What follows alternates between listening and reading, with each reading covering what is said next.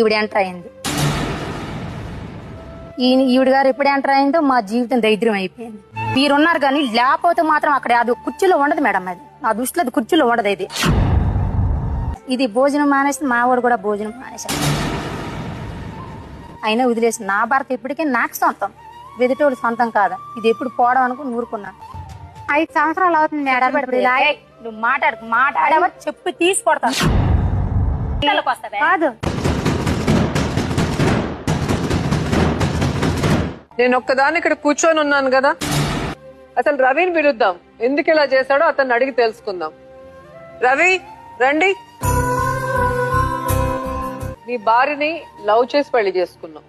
లేదు మేడం, ఆమె ప్రేమించింది. నువ్వు ప్రేమించలేదు, మరి ఎందుకు పెళ్లి చేసుకున్నావు? నా జీవితంలో ఏళ్ళు పెట్టేంత వరకు తెచ్చింది ఈవిడని మేడం. అదే ఆవిడ ఏలు పెడితే నువ్వు కాళ్ళు పెట్టావు. ఈవిడ ఎంటర్ అయింది.